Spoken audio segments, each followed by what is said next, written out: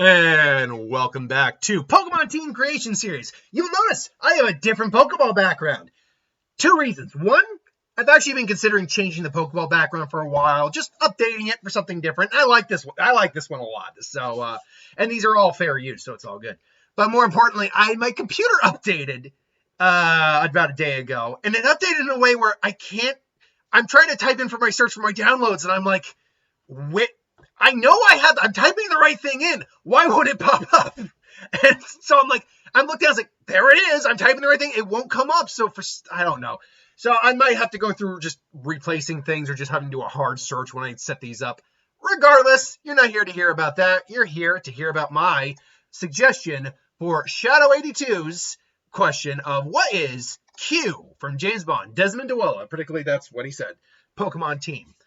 This was a fun one to do because Q's not a guy you think of very much in terms of like a Pokemon team. Like he's not Bond. He's not a field agent, but you'll forget that he still works for MI6. He is, and he's a major, I believe. He's a major Boothroyd. It's his full name is I don't remember what his full name is. His last name is Boothroyd, and you learn that he's a major. Even though he's not a field agent, he actually is still very capable. So it's someone that, given right circumstances, you actually probably wouldn't want to mess with. So the question is, for the quartermaster, for the inventor of the MI6, what would a Pokemon team for him look like?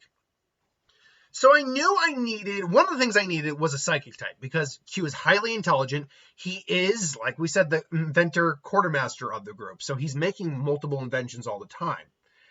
Right out the gate, I think I knew kind of which one was going to be on the team for a psychic type, and that was going to be Metagross. And we're just going to go over further. Metagross. I went with Metagross because Metagross is a highly intelligent. There are 4 different brains in each of those legs. Not to mention the damn thing's own brain. It's a very powerful Pokemon, too. I imagine this would probably be his kind of ace in the hole more than anything else. Which might sound weird when you look at another Mon that's on the team later on, but I think this would be his true partner that he always had starting out.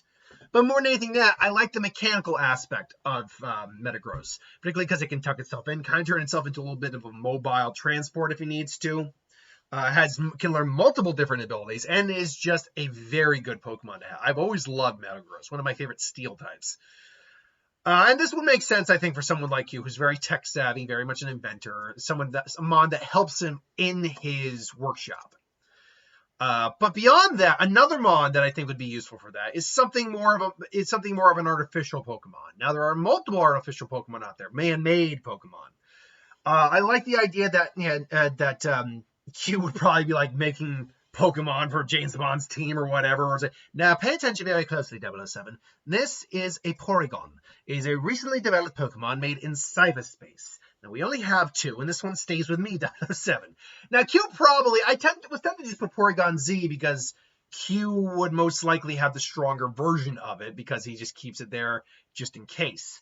However, I like the idea that Q would still be working on Porygon throughout the entirety of the series. We've only just recently established an upgrade disc with Porygon. Now, let's just put it on here, and then if we transfer it over, and now you have Porygon 2 007. And wait a minute, we have another one here. Wait, something's gone wrong. Porygon Z? So, I like the idea that he would just have this Pokemon on call if he needed it. Now for another Mon that we have as an artificial Mon, I like the idea that these Mon pretty much kind of represent gadgets in some way. Now, not specific gadgets. We'll get a bit more into that when it comes to another Mon on the team, but all the Mon on these team represents the idea of tinkering, of developing things, of getting prepared and kind of hodgepodging together stuff. And what better Mon to be a hodgepodge of things than our good friend Type Null? Now, pay attention closely. We have something called Type Null. Now, it has the ability known as the RKS system. Unfortunately, it's not fully perfected yet. But once you are able to perfect this, it will ultimately be able to turn into any type. We modeled it off of the old Hebrew, of the old Sinnoh myths of the legendary god Arceus. But unfortunately, by the way, if anyone has ever actually wondered how to pronounce that name, now I know some people will still always argue, it's pronounced this way. The fact that this thing is clearly supposed to be a man-made god, the man-made Pokemon god, and it's called the RKS system, should more or less kind of defeat the debates that go on. It's supposed to, I think, be called Arceus, but whatever. Anyway, so yeah, and like in the game, there are multiple technos. He probably keeps one with him. His would ultimately become a Savali, whereas Bond's would not, because he would probably bond with it long enough for it to turn into said Savali. Ultimately, though, yes, Type Null, I think, would make the most sense. Now, these last two are, well, last three. But I'll save the last one for last, because I think that one's going to need the most explaining. I wanted a mon that kind of represented the vehicles that Q made, and if I ever do a 007 Pokemon team, which eventually I probably will, this will also probably be on the team, but I wanted something to represent the fact that Q does make a lot of cars and vehicles, and we haven't really had a car mon, except recently we did with Vavaroom, which technically is just an engine, but it does have stone wheels. So I'm like, kind of. I guess we could. It does have, like, poison for, like, Oil Slick. But then I'm looking further. I'm like, well, there's always this option with Miraidon. And I went with Miraidon, Miraidon over Koraidon, due to the fact that it's a bit more high-tech. Q would definitely always be pushing the envelope. A lot more of the vehicles got a little bit more high-tech as the movies went on. The invisible car, the self-driving car. So, driving from a phone car. So I did like the idea of Miraidon being something that he always has on standby. Then I wanted to have something that represented at least one of the gadgets we saw in the movies, but it had to be something from the Desmond Dwella movies. And I had to go. I was going through all of the movies. Like, how many gadgets were there? There really weren't as many gadgets as you think there were. People always think about the gadget, but it's like, there's not a lot. There's a laser watch, but that's not really anything amazing. There's also the magnetic watch. I guess I could have gone with a Magnemite or Magneton. It's a magnetic poke. It's a magnet, literally. Then there's, like, little Nelly, but I guess we kind of already have that with Type Null, something that's been put together. I consider Genesect as another one, but I'm like, no, I've already got a Pseudo and already got a Legend. I don't want to do Genesect. It's like, we've been tinkering this one a while, and that was done through evil intentions, so no. And then I'm like, okay, the Roger Moore films definitely had more gadgets.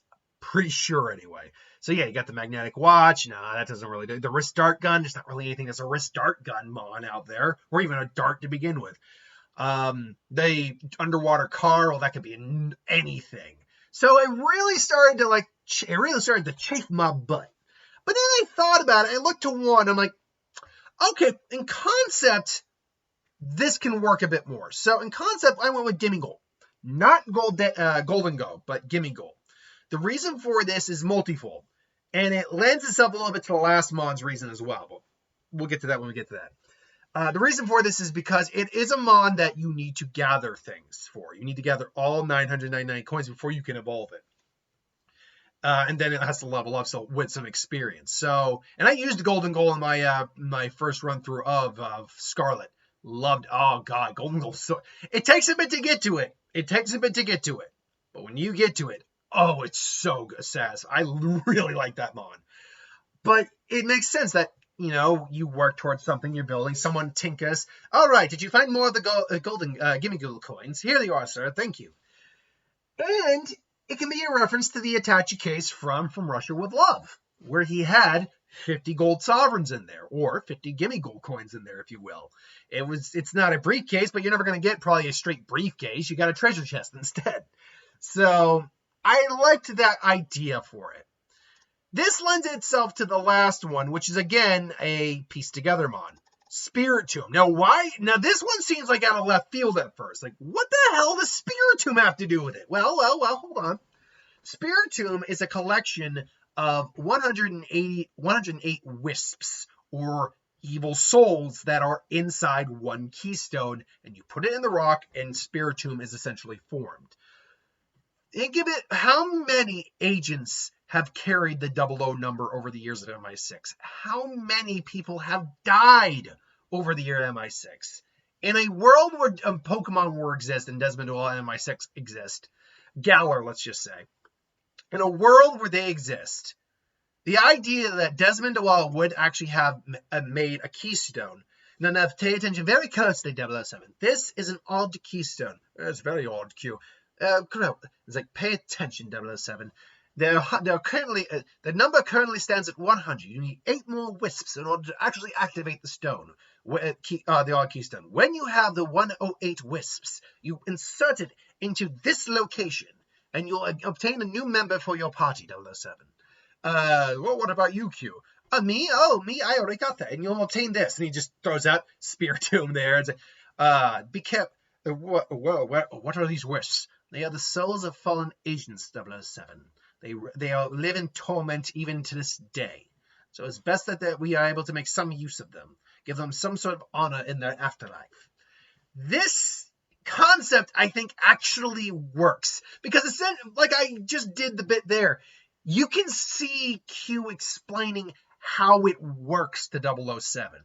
You explain how Marida explain how Type Null's RKS system works, how Gimmighoul's system works, how Porygon works. All these are Mon that, when you hear the idea of Q Desmond Doel explaining it to Bond, they make sense. It makes sense for like a Q rundown scene with Bond, and these are Mon that he already has on his team. So ultimately, this is the team I have for Q's Desmond Doel, or Desmond Doel's Q. Boop. But as always, how balanced is this team? So Type Null is kind of doesn't really matter in this. Actually, I gotta be sure. I know Silvali's ability is the RKS system, but is Type Null's also? I might be wrong on that. Let's see here. Alola. There's Alola. What? I just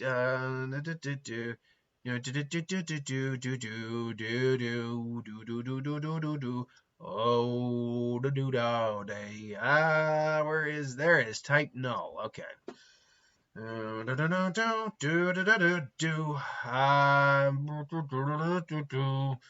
Where is its ability? Okay, 1 second here. Type Null.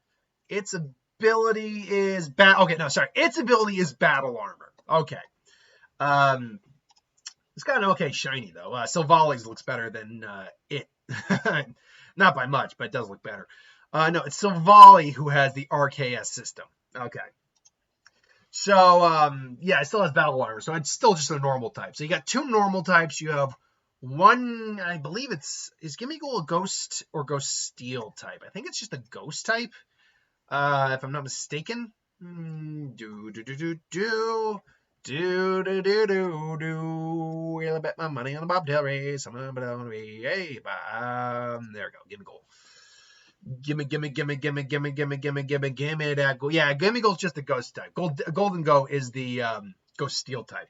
So you have 2 normals, 2 Ghosts with 1 Dark, a Psychic Steel, and a Dragon Electric. Not the best in terms of balance. There's definitely things that can come in and mess this team up. Fighting is a bit of a problem between the 2 normals and a little bit of the Steel for the Psychic type. Dark is a little bit of a problem for the Psychic and the standard Ghost type. Fairy can be a little bit of a problem here, but not serious. It's not terribly unbalanced, but it's also not amazing either. This is, and also obviously you get the base stat totals all over the place. Honestly, the heavy hitters on his team are Miraidon, Metagross, and Spiritomb, respectively. Until then, but that's just this is all just my opinion, as always. What would you do for a team for Desmond Doel's Q? Let me know in the comments below. But until then, thanks for watching. Hope you enjoyed. Like, comment, share, subscribe, and I'll see you next time.